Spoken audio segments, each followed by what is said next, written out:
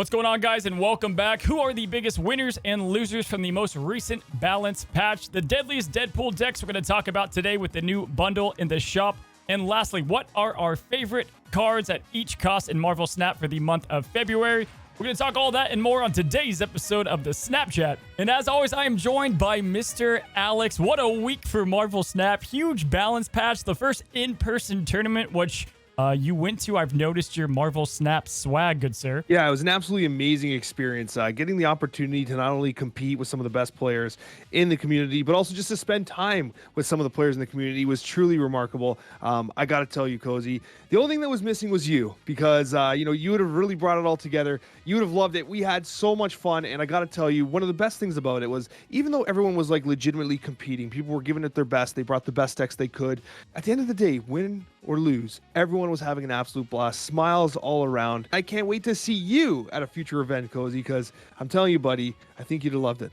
Dude, I have a bucket list of people I want to get beers with in my life, and you're at the top, man. I'm definitely going to be making the next one. It was just cool to have the first in-person event for Marvel Snap. I'm sure there's many more to come, and I'm definitely going to be making those. Big week for Marvel Snap. Probably one of my favorite balance patches, right there with Wolverine. Anytime Snap is a completely different game the next day, gets me excited. And I love small balance changes, big ones all together, and obviously buffs, Alex, get me excited. So you guys know what we're talking about on this side. Alex, what are we going to be talking about on your side? We're going to be talking about some series drop recommendations. We have new cards that entered Pool 3 and 4, so we're going to be interested in talking about those and kind of giving you guys some suggestions as to, what are the cards you might want to look out for. We're also going to be breaking down the Sandman meta and discussing some decks that you can experiment with, as the Sandman meta has completely blown open with new decks and new archetypes finding themselves climbing on the ladder. And then we're going to be talking about the top tournament cards for February 2023. As we just talked about, I was at a tournament this past weekend in New York City, and because of that, I have a unique perspective on what was working at the tournament, what wasn't, and what cards I think can really perform in battle modes, and for those of you that are competing in clashes of your own. Yeah, it was great to see. That was my favorite part of the tournament, was to see the decks that people use. I think it's one thing to create a bunch of decks, but then when it comes down to a tournament setting, what are people selecting? Because there's so many different decks that you can utilize. I know you did some Cerebro action, some Hidden Invisible Woman stuff, and so that was really cool to see. Man, let's talk the balance patch, because I don't think really we were at all prepped for what was about to happen. We had a ton of different characters changed, nerfed, and buffed. Kind of shocking on reading some of the notes and some of the statements they had, but the majority of it I think was absolute fire. Darkhawk got adjusted. We had Sandman, and then just small adjustments to a bunch of cards as well. They did a lot of changes, Alex, and there's kind of so many places to begin. But let's talk the winners and losers. And I want you to go ahead and first give me just the most blatant, obvious winner of the patch. I think Sandman's an obvious winner. I think that Sandman's change to a 5/5 is so significant. Yes, there was still some play possibilities with him as a 4/1, but legitimately as a 5/5, he feels better to play. Sandman's spicy now. I think Sandman's meta is going to be interesting. I think it's going to do this, and then I think it's going to go down a little bit as people get used to it. But then when he falls out of the meta and you can sneak him into decks more, that's where I think he's going to truly shine. It feels like he has a home now, and that's what I've been saying about him. I think that it's a little bit odd at times with kind of before he got balance. He was a little bit clunky. You didn't know where to put him exactly, and then you could make him work with Zabu. People were starting to figure him out with Dr. Doom. But now he truly feels like he has its own kind of archetype. And the 5 power, man, is great. I can't tell you how great it feels to have 5 power on the card itself. I would agree. I think Sandman was obviously a big winner of the patch, clearly going from down here to up here. The only nerf was maybe some of his plug-and-play ability. And, Alex, you've spent many Snapchat episodes dogging and just talking down to the Lord and Savior of Marvel Snap. And now, not only is he getting buffed massively, he gets to just bring it all together here on the Snapchat. Dude, can you believe? It actually crossed my mind. I'm like, Cozy is going to be so happy that Thanos got buffed. It also crossed my mind that, Thanos just won a tournament and is now emerging in the meta legit, and now it just got buffed again. What is happening here? And it blows my mind. Obviously they locked in these changes a week or two ago. They could not have predicted that it would win a tournament and all of a sudden get really popular in the meta, and then by the way, we're buffing it. It's I'm just glad that people finally realize how good he is. And I've always saw that he's just a big brain card. There's so many things you can do with him. Lockjaw always seemed like his home. But now I think he's going to fit in much more decks than that. We're going to talk about him definitely as a winner. I think he's one of the biggest winners just from flat out 11 power. People like to bring up Shang-Chi. Doesn't really matter because you're not building your deck around Thanos. Thanos complements other decks, and now you have an 11 card drop if you don't even get him boosted up. And if you do get him boosted up, he's absolutely cracked, man. I can't believe they didn't just give him a small boost, but a massive one, man. An absolute massive one at that. And I think cards that bring in other cards or cards that want more big drops, like Hela, another great example, got a big boost as well. Anytime a new big time card comes into the game, it helps those decks as well, you know? I really like the fact that you kind of like pinpointed that Shang-Chi isn't necessarily an answer here. And I love that. And let me explain why. I think that Shang-Chi obviously is a great card, and now he becomes Shang-Chi-able.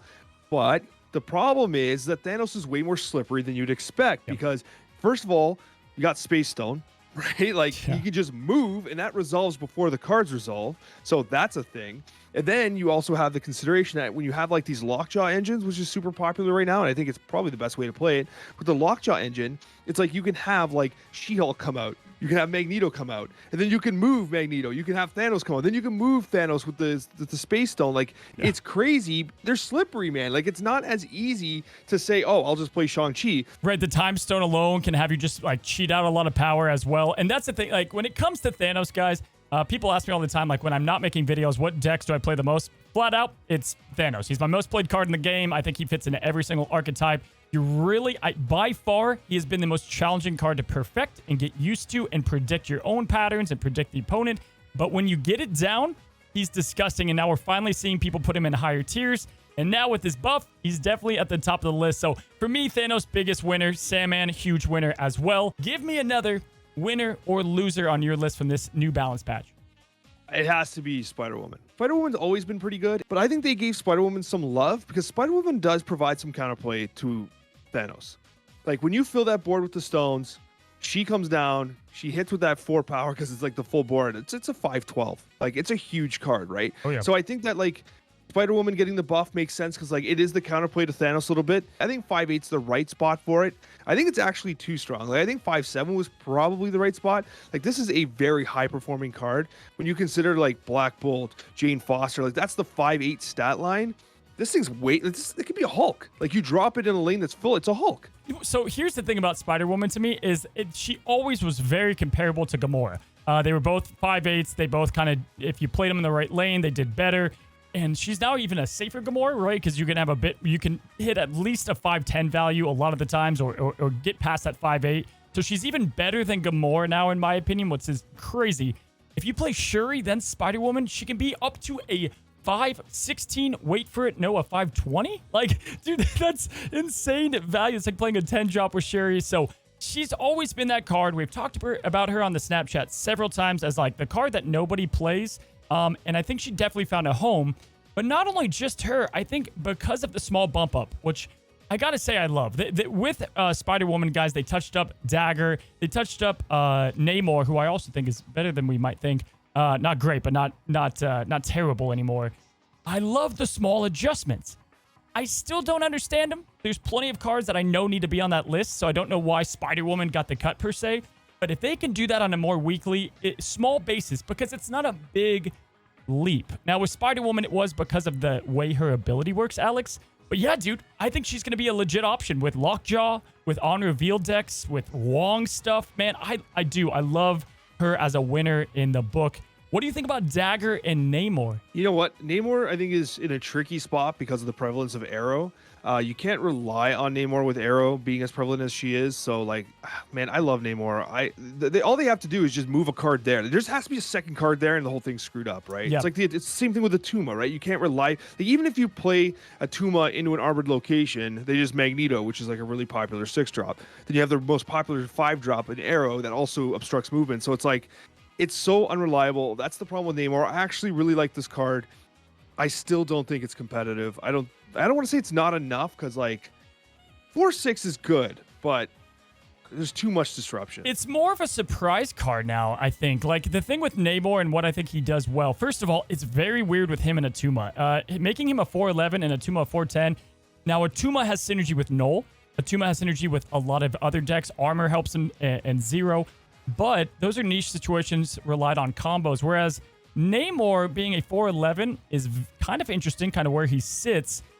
I don't know how I feel. I think what I like about him is as a surprise turn 6. Like if you've abandoned the lane, I would say most of the time, if someone has like 10 in a lane on the last turn and you're losing a couple, I don't know. I kind of like it. Like I think it's really cheeky what you can do. Orca somehow got worse through this because Orca was already struggling, and to make him a plus, I don't know. It was a little weird. I do think he has a bit more of a home in Destroyer decks, who I have as a big winner. I think the Destroyer just won with the buff to Namor, with the buff to Sandman. And it wasn't just that Sandman got better. It's the way that Destroyer works. Destroyer Buddy is obviously, working best in ramp decks.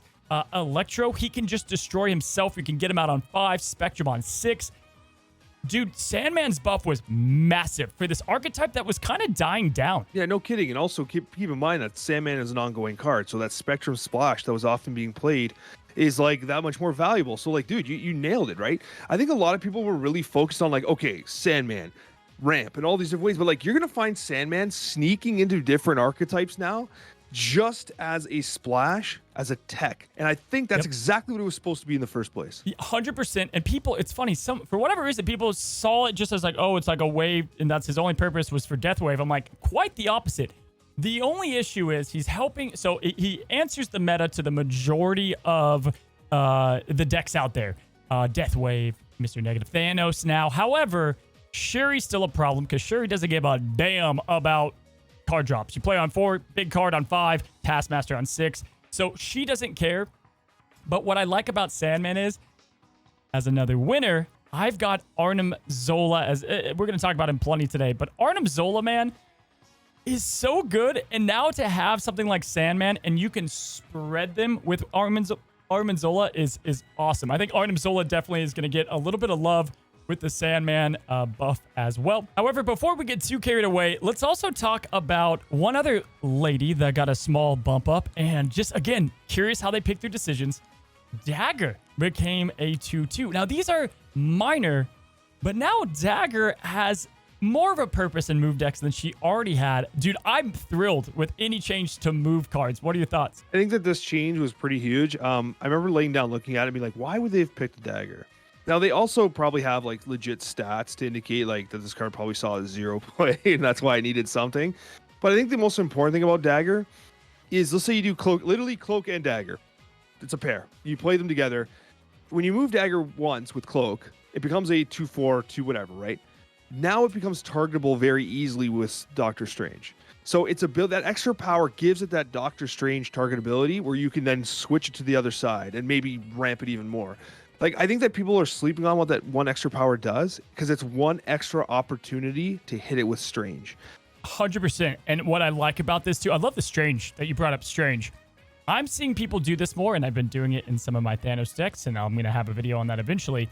But I like to play packages into other decks, especially battle mode. So like Iron Fist and Vulture is starting to get a lot more love. That's just good value. Dude, Iron Fist Dagger now, let's say you play both in the left lane, your opponent was heavy on that. You're using 3 energy for 12 power if they have 4 cards. I mean, pretty crazy to me. I mean, that's 3 energy for 12 power. You play Maximus on the other one. You're looking at some pretty good stats for not really, their pull 3 cards, or at least Dagger is. So I think as move gets adjusted, I'm excited to see where she ends up. I'm already a big Dagger fan myself, so was very thrilled about that. Can't wait to use her more in my move decks. But again, dude, it felt great. These little small changes felt great. The last change that we didn't talk about is our lovely man, Darkhawk. And this was probably the most head scratcher for me. And I felt like they kind of took a step forward and a couple steps back in a statement they said with Darkhawk. They said that they kind of sealed in this change before the Zabu Silver nerf. But then they just released that they can do patches outside of the main balance patch. It confused me, right? Because if you didn't like it, or if you didn't know why submit it, I don't know. Were you a bit confused by it too? You know what? I gave a lot of thought to this change, partially because I spent this 6,000 tokens on Darkhawk immediately before this got nerfed. So there's a little bit of emotional baggage, some emotional damage, one might say, with this nerf. Yeah. But I kind of came to grips with it. You know why? If you think about it, Cozy, the core stat line for 4 drops is basically 410 meet a condition, right? Like, think about Typhoid Mary, Atuma, like 410 media condition. With Darkhawk, it was way too easy to blow way past 410 or 411 or whatever it was when it was an odd number. Way too easy. Not only that, while you're doing it, you're corging, you're rock sliding, like you're disrupting them as well. So the package was probably overperforming. And so like this nerf makes perfect sense to me. If he can get to a 410 confidently, then he's doing his job as a 4-drop. He was carrying games by himself where I don't think he was supposed to be carrying games by himself as a 4-drop. Yes, I agree. I 100% agree. I think that after Zabu, his packages are tougher to pull off. He still needs to get the 100%. right things to happen, but his value was much over that. And you know what? Say what you will. People say it's only 1 power. It's not going to do much. Look at Angela. Angela dominated Marvel Snap, and then she isn't outside of it, but man, she's not in every meta deck even close to it now, right? So I do think it's going to affect him. I wanted to watch it. I don't think they're going to change him much. It's a very niche archetype. Very niche. Korg, Rockslide, Black Widow. So it's interesting, and I think eventually maybe he'll find his home in a disruption, like kind of home. But yeah, it's sad to see it right before the change. It's not going to affect him too much, but he wasn't exactly meta. And now I want to see kind of where he lands. You know, playing him with Mystique has always been good. So I want to kind of see where he lands after that. So those are the main cards that got adjusted, but there's one card, and I pointed it out immediately. It was the first thing I noticed. I probably would have headlined this as the patch change. Absorbing Man got just slid in with a massive buff. Did you see that? Dude, I didn't even notice it at first. And you're right. It was like a bug fix, basically. But it was like one of the biggest buffs of the whole thing. Cozy, you got to do the honors on this because, like, I know you went wild on it in your video. I need to hear your pitch on this because, like, it was so awesome. Well, okay. Again, confused, right? It said it was a bug originally, and I've come to terms that I just understood that was how he was supposed to work, right? Same like, here. right? Exactly. Because like if you read into his ability, it can kind of make sense. You're like, oh, he already has his ability, and he's not going to copy it twice. But now you're able to essentially we're going to see the next craziest combos from Absorbing Man. Period. Crazy. And that's why I have other things like the toxic decks are going to go way up because you can just like do some insane hazmat abuse now. Usually, you know, I made toxic deck guides and people would say, why are you having an Absorbing Man? He can't do things on Wong or on Odin. You can do that now. You can do just like floods of Spirit Tigers, right? Like, and the thing about it is, let's say you play Spirit Tiger or White Tiger and you get the Spirit Tigers out, right? Usually to really get that crazy bomb, you have to do Wong, who is just the most obvious, like, I got to stop what I'm doing and counter this card.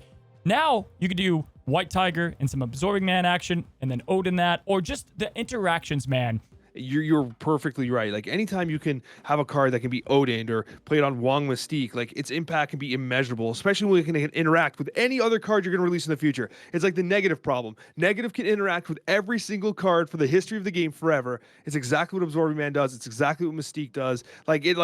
It creates its own technical landscape of having to get like eventually nerfed or balanced, but depending on what's coming in the future. Yes. Yeah, it's a crazy change. Yeah, and like look how we look at Mystique. Look at how we view her.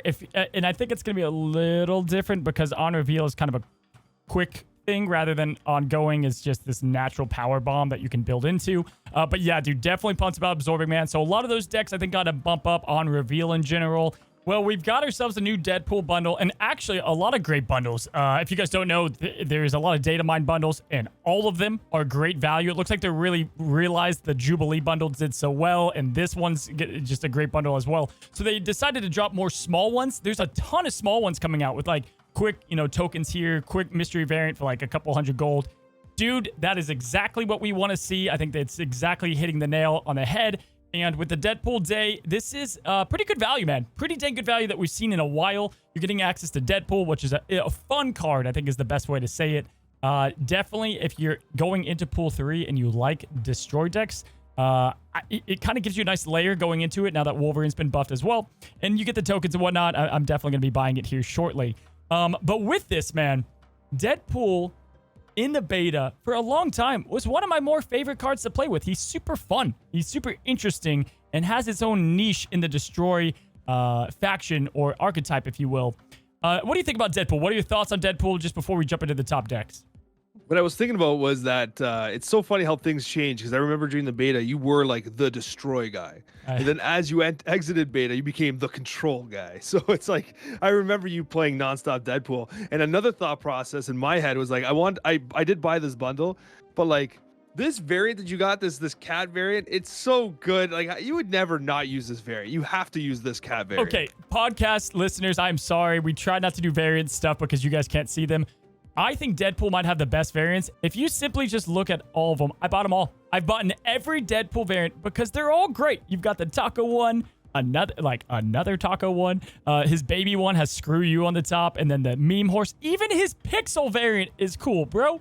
Like, he's got good variants, I tell you. Yeah, Deadpool's a really neat variant, and I mean, so that kind of detracts from my desire to buy it, because like, first of all, I did buy it, but I really wanted to buy the cat variant because I think it's just way too good. It's too good. But also another situation here where like we're getting tokens. People wanted tokens, right? People are getting credits, and I think the actual value propositions there for this bundle, and so. Like, guys, vote with your wallets. Like, if you see a bundle that you like, if you're seeing them release those low-cost bundles that Cozy's talk about, and you think that this is the kind of stuff you want in Marvel Snap, vote with your wallet. Yeah, right. Right? And then the development team is going to listen, and hey, I think they want to make money too, and they'll keep plugging those types of bundles in. But Cozy, I mean, you got to hit us with some of these decks, because I know you got a couple up your sleeve. So here's the thing, guys. With the bundles dropping, I want to start doing some decks to go with them. I know a lot of you guys just either got access to them, or you got the kick-ass variant and you want to just play the card. And so as Deadpool goes, he has a lot of interesting decks. He's a card that I think will continue to get better.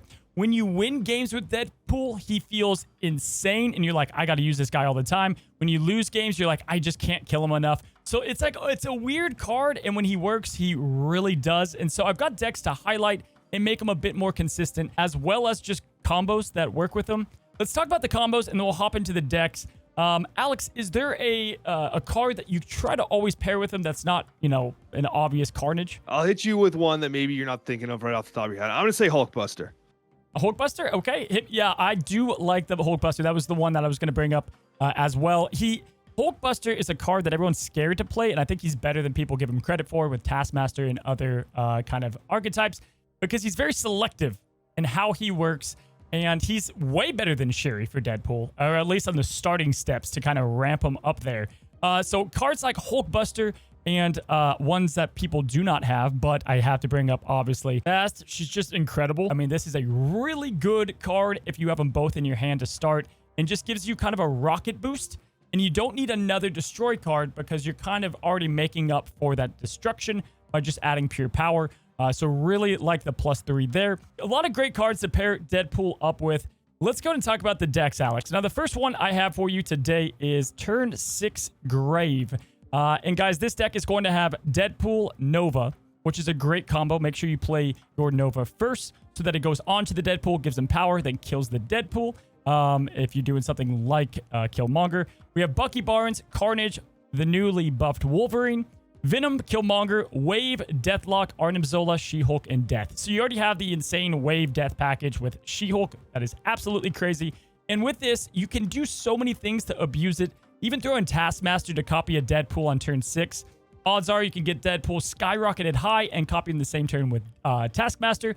And then you can use and abuse Venom's power with Arnim Zola, skyrocket your Wolverine. This is a nasty deck that I've been using a ton. That was more of a Wolverine deck that can definitely use Deadpool, Alex. The deck is absolutely remarkable, and I love how you're using the Nova to ramp up the Deadpool really quickly. Obviously, Venom has incredible synergy, and Deathlock, Killmonger. It all works perfectly together, and you got She-Hulk, which is just, one might say, one of the best cards in the game. So excellent deck overall. Very well balanced. Appreciate it. Thank you. Our next deck, guys, we have is going to be the Dying is Fun deck. And very similar again. This time we have Null in the deck. And Null's a bit tricky, especially with this one, because he's our only 6-cost drop. You're really hoping to get a nice kill on turn 5, something from a Sherry, and then you can counter that with your Null, which is a great play. Also, I do like Null with Destroy decks because you're naturally just building them up over time. You have Deadpool that's been stacking up like crazy, and you have Demons to kind of fly under the radar. And then again, if you get countered by Shang-Chi or any of the other main obvious ones out there, you've got a deck that can handle it. For the audio listeners, the deck is going to be Squirrel, Deadpool, Bucky Barnes, Carnage, Wolverine, Venom, Wave, Killmonger, Deathlock, Shang-Chi, Null, and Death. Alex, what do you think of this one? One of the things that I like about this deck list is the Shang-Chi, honestly, because when you Shang-Chi someone else's card, null gets bigger. Like, I think a lot of people forget that. So I like the Shang-Chi splash because it really is a tech card for activating null. And also it gives you a little bit of protection from Galactus, I suppose, too. Yeah, absolutely, man. So we got 2 more decks left, and this is going to be the Nothing But Deadpool, kind of just going all in on the whole Deadpool ability. And we've got all these cards that just set him up. So we've got Bast, Deadpool, Nova, Forge, Beast, Carnage, Wolverine, Venom, Killmonger, Deathlock, Taskmaster, and Death. And again, you're just going to try to destroy Deadpool as much as possible. You have Forge to do so and boost it up. And then Beast, played at the right time, is going to give you plenty of ammunition, plenty of destroy options, and ways to boost up the card. If things go right and everything rolls perfectly, this deck cannot be stopped. But again, it can be a little finicky. Lastly, Alex, for my favorite Deadpool decks, and again, all of these work and kind of harmonize together, but we've got ourselves zombie clones, and a lot like the first one, this one is just really fun to utilize. And so this is all about building up your Deadpool like crazy. You have Hulkbuster in there, and then you can simply Taskmaster. We've got ways to Arnim Zola, our other high up cards, that it just ends up working out well, especially with something like Venom. Really, Venom, when you get Venom and Deadpool skyrocketing together, and Venom's getting that huge Deadpool on turn 4 or even turn 5, this is where the deck shines the most because you have Taskmaster and Arnim Zola. And then even if you don't have a way to maybe get an Arnim Zola out or build up a card for your Taskmaster, you can throw on Hulkbuster, multi-purpose, to go on a card on turn 5 and Taskmaster on turn 6, along with Deadpool, which is absolutely crazy. So we have Hood, Deadpool, Nova, Bucky Barnes, and Carnage, Wolverine, Venom, Killmonger, Hulkbuster, Deathlock, Taskmaster, and Arnim Zola. I like this one a lot because it gives great options on turn 6 because you have the Arnim Zola that you can play on top of the Venom, of course. But I really am a huge fan of killing Deadpool on turn 5 and then actually playing the Deadpool Taskmaster style combination. That's pretty wild too. That's like old school beta stuff. So I really like the capabilities of this deck list. This might be my favorite. Yeah, and it's weird not putting the thing about Destroy is there's so many cards you have to like squeeze in there because like it's like you make your list and you're like, well, I've got to have Death in the list, or I've got to have Wave because you can easily do the combination. So it's hard to find the space. Overall, you're going to find out he's not the most consistent card in the world, but you can climb ranks with him, definitely, because you have Destroy as the best archetype to kind of lean on, you know? Absolutely. And it's a good point. You bring up something good. Like, there's going to be an advantage you have when like people are expecting you to play Death Wave and you just don't play Death Wave and you Deadpool Taskmaster and hit them for that huge power spike, right? Obviously, it's susceptible to Sandman, one might say, that turn 6 play. But if you see Sandman on the board, you just don't destroy your Deadpool, and you perhaps consider, running your Venom with Arnim Zola, and then suddenly you're attacking multiple lanes at once, and maybe they can't do that. Maybe their Doctor Doom's going to try, but Doctor Doom ain't Venom. So, you got options with those deck lists, which I really like. Yeah, and if people are going to wave their Sandman on the board, you can just have your Death in there instead. If people are going to Electro, it's like by then you may have killed enough cards to play a Death early. So there's a lot of ways still, like you just said, that even if they kind of do one thing to counter you, Deadpool does the other. And mark my words, he's going to be in the a premier meta card eventually. Just with the way Destroy works and the way that these enabling cards work, I think he's going to be up there. But definitely top 10 fun card in the game. No question about it, Alex. Anything else on Deadpool before we move on? Yeah, he also has a lot of location synergy, like a ton of locations destroy him, and like he loves going in first to get destroyed or whatever, Altar of Death. Like there's so many ways to utilize him in locations. A lot of locations tend to destroy things. So you often find yourself being like, haha, snap, Deadpool into, Death Altar or whatever, Altar of Death, or you just feed him into Morag or whatever it is, and like, it's just great. It's a great feeling. Oh, absolutely. Altar of Death is an instant snap for Deadpool. That's for sure. He has a lot of instant snap locations, or even hand setup. Like if you have Deadpool and then you have like the Destroy cards, you're like, all right, like I kind of know what I'm going to be doing for the game. You pull in Taskmaster, you're like, all right, it's over.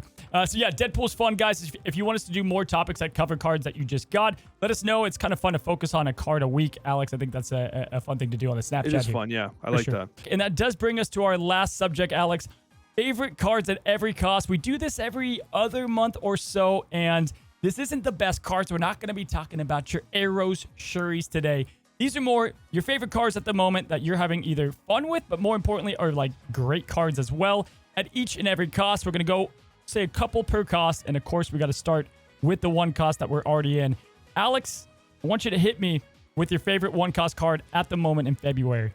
All right. So first of all, I think we should do this every month, not every second month, because this is just too fun. It's a segment I enjoy doing myself. And I think a lot of viewers and listeners like listening to it as well. And also, if you're in the comment section, give us your list too. We want to see it in the bottom. We goes to read the comments. We can't wait to do that. So hit us with your list too. Number one, cost one. I got to go with Iceman. Now, I know you're going to be mad because we just talked about how annoying Iceman is.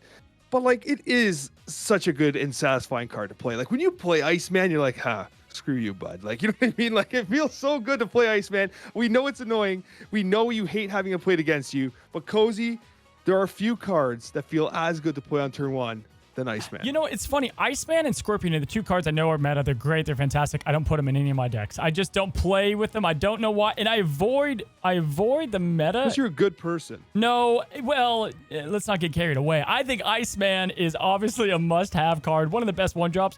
But I'm that guy that's like, well, what if I can make Ant-Man work, right? Like, that's just the way I'm wired. But yeah, dude, he's always targeting stuff. And with all the Shuri combinations and, like, where the meta sits currently, he's just good to disrupt those combos. Like, messing up their flow, it takes one card. And if you get too combo crazy with decks, it's one cost to ruin it, man. So, yeah, Iceman is definitely a great one. This month, my favorite cards I've been kind of tooling around and messing around with. Number one's got to be Quinjet. Man, I love this card. I think it's fantastic with Moon Girl, but I'm on a big high right now with Bounce Decks and Agent and all the Agents and Shield members. Having massive discount cards feels great. And it probably why I'm loving this card so much is the way that I'm playing competitive battles right now is I'm letting Agent Coulson make my deck for me. And then I'm adjusting to what he gives me and how do I make a good game plan out of it. And Quinjet enables that to do it so much cheaper, Alex. So, no question, man. Loving this card and fitting it in more decks than I once thought. Like, dude, Hood Thanos Demon. Enjoyer's smiling too. Oh yeah, dude. When I see a Quinjet land on the field, do you think Thanos immediately? Yeah, of course. As soon as I see it, I'm like, oh, it's Thanos list. I checked their. I should just be checking how many cards are in their deck at the start of every game at this point. Yeah. But when I see Quinjet, I definitely do. And let me just say that, too. I think, guys, Killmonger, he took a nice little snooze from the meta. He's going to be back. With Thanos being where he's at prevalent-wise, we're going to see Killmonger all over again, so Zoo's going to naturally take a dip as well. Now, when it's not him, when it's not Quinjet, if I were going to look at one other one, Nightcrawler is one that I am just slotting into more and more decks. I was playing him a lot with Space Throne for some protection when it was the hot location. But I think he's just naturally a great card to move on turn 5 or 6 and to completely throw off a game plan. So Nightcrawler is one that I've included in more decks, and I'm never mad that I have him in a deck. It's hard to make space for him, but I'm never mad about it, you know? What is another one-cost card before we move on to the next cost? Okay, I want to hit you with Agent 13. We were talking about Shield members. How good is Agent 13, especially if you're someone who isn't Pool 3 complete or you want to start experimenting with other cards? Like Agent Coulson, Agent 13, they give you opportunities to play with cards you might not necessarily have, Cozy.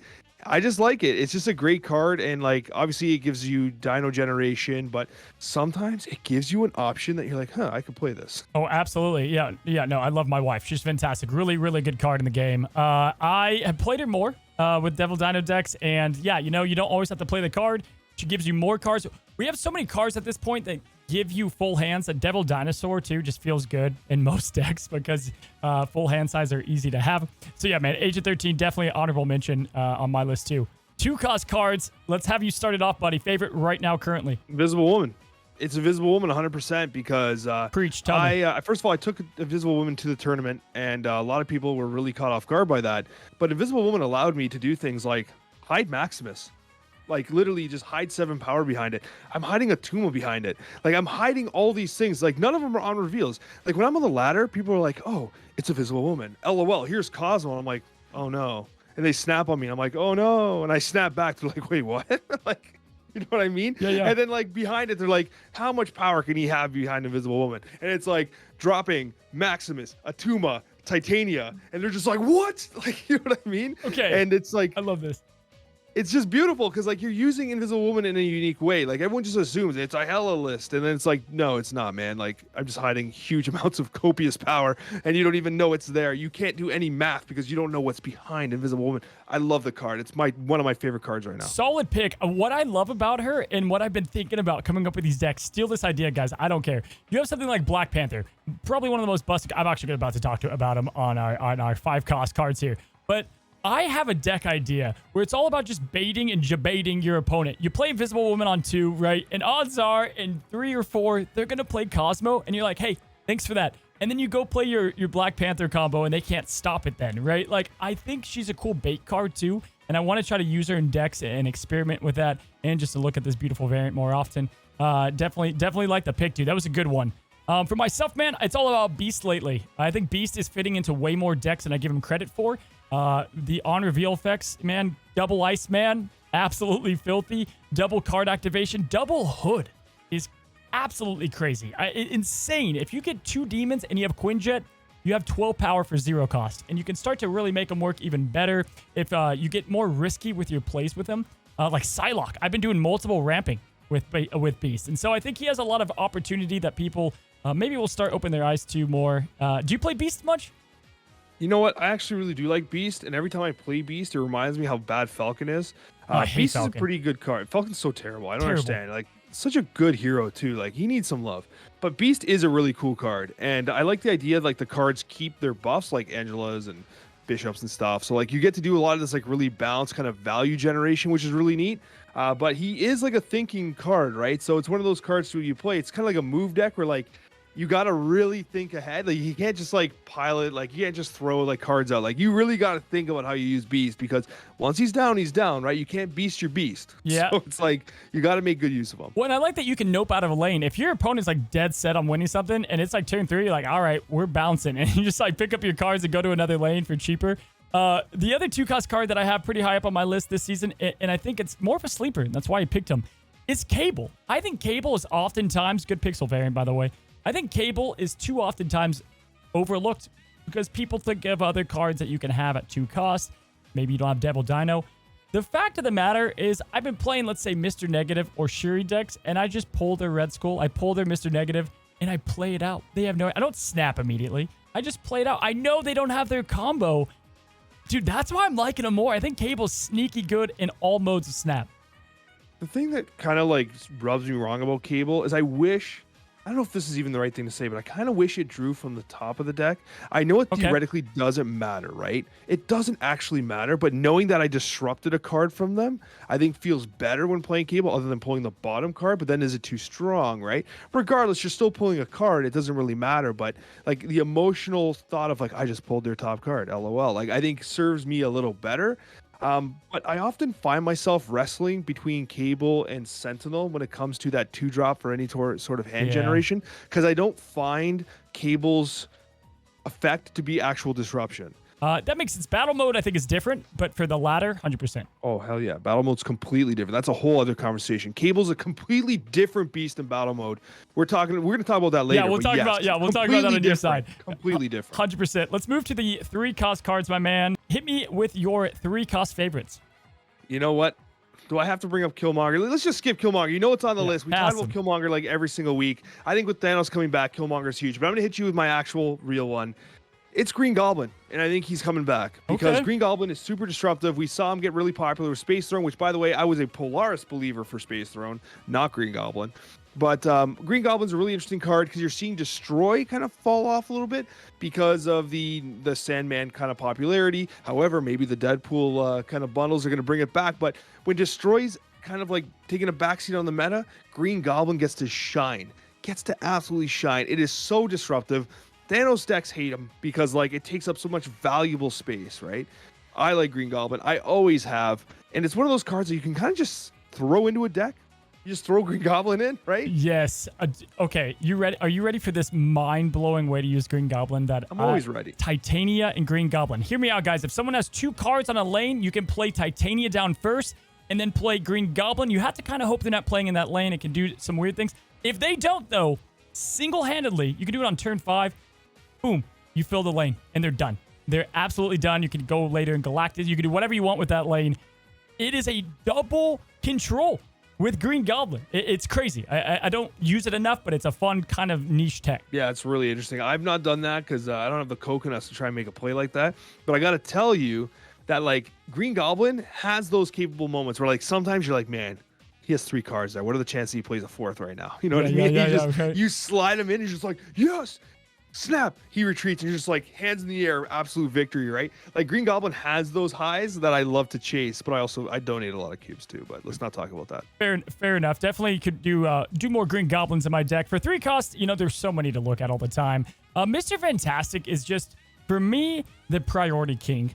He gives you priority most of the times going into 4, and I've been using him in a lot of different ways lately. I've been liking tempo lists more and just kind of steadily having an upper hand. And although I don't have this card in my 4-cost favorites, I do want to just say playing Mr. Fantastic followed by Crossbones is such an underrated combo. I don't see it ever, but you are guaranteed, not guaranteed, but most of the time you have one winning lane, and then you get the free Crossbones play pretty easily. And it's kind of a cheeky way to play the card. Great tempo generation because you're sitting on 10 power with only 1 card in a lane, Alex. He's going to be my 3-drop winner, along with the newly nerf/buff to Silver Surfer.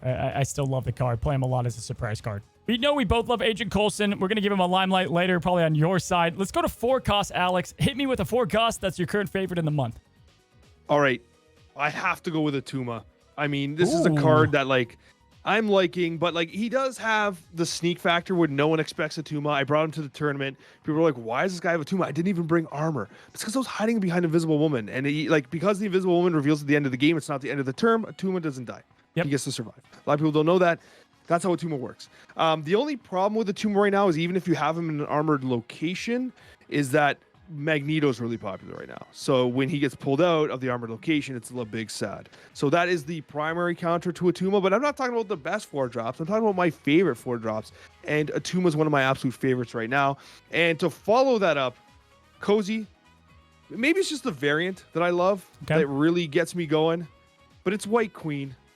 White Queen, like, it's just such a beautiful card. Yeah. The variant, the art, the absolutely wonderful effect, the scouting, the power.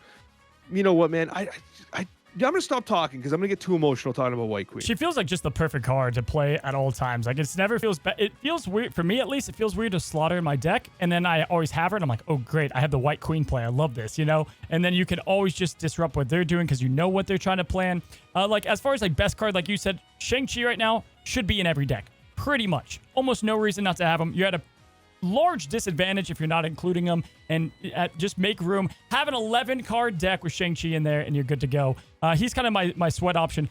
Omega Red, man, has been my flavor this month. He's been a lot of fun to play with. I think he's great as more of a, especially Sandman, I think, too. But he can be great just to reach those lanes, surprise factor. And a lot of the decks I'm focusing on are massive power, and then I throw them on top once they think I've kind of left that lane alone. And so Omega Red always feels like a very fun card to play. Alex, let's go to 5-cost here. And this was one of the more difficult ones. Hit me. It's Captain Marvel. If you knew I was going to bring her up. I can't get away from her. I just always want to play Captain Marvel. I think it's because I'm a terrible player and Captain Marvel wins me games where I think I've lost. It happens way more often than it should, honestly, Cozy, if I'm being totally frank and honest. But like Captain Marvel it always pulls through for me. It just always does. It gives me that option to be like, you know what? I can fall asleep a bit. Captain Marvel will save me. Dude, it's funny because the Sandman buff, I was like, I got to play Captain Marvel again. Fantastic card in Sandman decks. But then the 5-cost card I'm choosing, I felt like it's just a better option than Harry. I had Claw. Claw's kind of my favorite option right now, and I get it. He is what he is to a lot of people. A lot of people don't play him. But you're getting 10 power in a Sandman deck, guaranteed on 2 lanes. And spread across 2 lanes, that is. Claw, to me, is just a wild card that can combo off a lot of other cards. He feels way better in ramp decks. You almost have to cheat him out. He's a weird 5 drop, but man, am I playing him a lot more. So he would be up there. And Black Panther, I think we just forget how busted this card can be. Just completely nasty if he's not dealt with. And say what you will. If you only get 2 cubes with it, that's fine. You're going to get a hell of a lot of 2-cube wins. Because I have won so many games with no combo follow-up. I don't have Arnim Zola. I don't have Taskmaster. But I played Black Panther in a solo lane, and guess what? They're out. They're done. They're going to leave because they know what I could get with Black Panther. Definitely my 5-cost drop, and I know you've hated him for a while, but you got to give him some love. Yeah, I'm coming around a little bit. I still would like. There's other fives I'd rather play, but I still like Black Panther. Don't get me wrong. Like I totally understand the allure of it. But especially with Shuri, obviously, then like pre Zabu nerf, like there was a deck out there where you had like Mr. Negative, Wong, Shuri, Black Panther, Zola. It was just this wild Black Panther buff deck, which is pretty cool. So like I'm coming around. I still am not as hot on him as you are, but like slowly but surely I'm getting there. So Alex, let's go and transition into 6 cost, the final one. And again, doesn't have to be the best, but what has been your favorite this month? You know what? I don't want to always pick Chavez, but Chavez picks itself because it is by far my favorite 6 drop. But my actual other 6 cost is Doctor Doom. I never get sick of playing Doctor Doom, and in the Sandman meta, Doctor Doom gives you that additional reach that just feels so good. I think that Doctor Doom's becoming so prevalent though that a lot of people are calculating it like it's kind of like, do we lose to Doom here? It's kind of like the do I lose to leader? Like Doom is becoming so prevalent. Yeah, I like that you say that he's losing his shtick in a sense. He was a good surprise card. I think the issue with Doctor Doom, well, he's always been good. Like he's always been good. I've had him in S tier for a very long time. He's 615. He can never get away from that. But yeah, it's that he's in a meta where people are expecting him, and that just takes down his whole effect, right? You're not going to get the surprise 8 cube wins, but Doctor Doom's insane. And another card with just every variant is dope. For me, I'm kind of at a toss-up between 2 right now, and I've got to say the first one is Onslaught. I think he's just the forgotten 6 cost here and just not played a lot outside of his Exodia kind of nerf that they did with his combo potential. But waving Onslaught and having fun with him and doing some crazy things with Claw. And honestly, what I like about Onslaught is he doesn't have to be the surprise card because he's going to work the whole game. So if you wave him in, right, and then you do Iron Man turn 5, they don't have to think right away that is it Claw. Is it something as simple as Mr. Fantastic and Ant-Man, right? Little things can win you a lot of games because he has this like ongoing, no pun intended, but ongoing presence about him, right? Like ongoing threat with him. And by the time you play him, Enchantress has been played or whatever, in my opinion, most of the time. Very fun card that I'm having a lot more interactions with now, especially with some bump ups to the recent cards. And if it's not him, I might be the biggest Arnim Zola fan, man. I play Arnim Zola all the time, especially with the new series drop in Null that I know we'll talk about on your side of things, buddy. But it's really cool, Alex, because whether it's 6 or 1 cost or 3 cost, every card has its own feel and each cost has their own feel. And so that's why I think this segment's never going to get old. And it's in a good spot right now. I'm excited to see how the meta shifts, Alex. All right, friends, with that, if you want to go ahead and see the other topics over on Alex's side of the channel, you can check them out on his video. It'll be down in the description below. Thank you guys so much for all the support as usual, leaving reviews, great comments.